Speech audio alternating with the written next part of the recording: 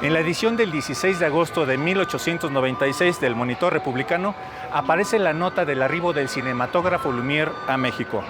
Tan solo una semana antes, los representantes de los hermanos Lumière habían hecho una presentación ante el presidente Porfirio Díaz y su gabinete en el castillo de Chapultepec. Como era costumbre en la época, no aparece el nombre del autor de la que podría ser considerada la primera reseña cinematográfica en nuestro país. Y justamente aquí, en lo que era la antigua droguería de Plateros, es que se presenta por primera vez ante el público el cinematógrafo.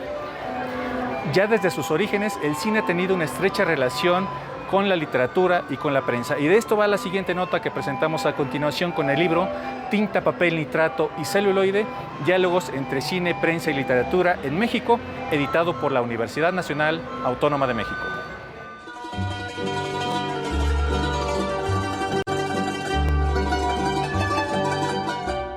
Hay toda una serie de interacciones y de diálogos entre prensa, cine y literatura, y por eso fue el título de Tinta, Papel, Nitrato y Celuloide, porque finalmente, desde el origen del cine, todo lo que se hizo en la cultura de lo impreso, a la larga terminó reproducido en el cine, pero tenemos casos también de películas que, habiéndose hecho como películas primero, dieron lugar a un proceso peculiar de reversión en que se novelizaron y dieron lugar a un tipo de literatura popular, podríamos definir, que eran las películas novelizadas en unos pequeños libritos.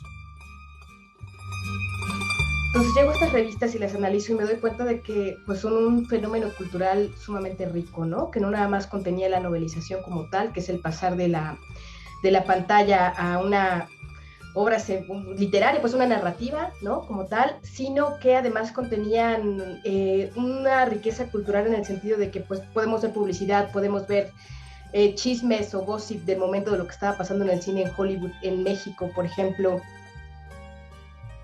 Es un momento en que las audiencias latinoamericanas tienen un analfabetismo del 60% y que si conocieron de literatura española y latinoamericana, fue posible porque México las adaptó al cine. Tenemos que recordar que el cine sonoro mexicano nace con la adaptación de una obra literaria, Santa, de Federico Gamboa.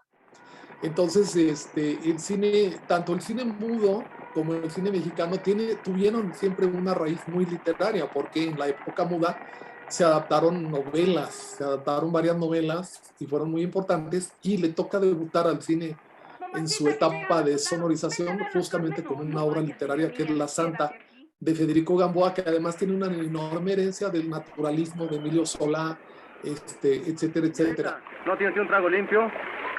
Y ese cine que se sonoriza a partir del estreno de Santa es el que será el configurador de una nueva forma de identidad y de ciudadanía a través de la recuperación de una parte de la cultura que es la literatura, y que van a ser muy reconocidas las adaptaciones que el cine mexicano hizo de la literatura latinoamericana y en particular de la literatura española.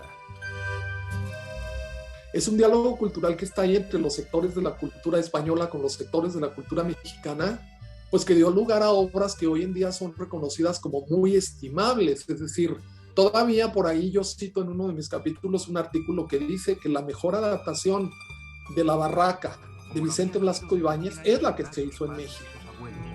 Y tan honrado y trabajador como ellos. De esta manera, el libro habla del diálogo entre el nuevo medio de comunicación masiva, el cine, y su interacción con la prensa y la literatura. Tinta, Papel, Nitrato y Celuloide, Diálogos entre Cine, Prensa y Literatura en México, pertenece a la colección Miradas en la Oscuridad y es editado por la Universidad Nacional Autónoma de México.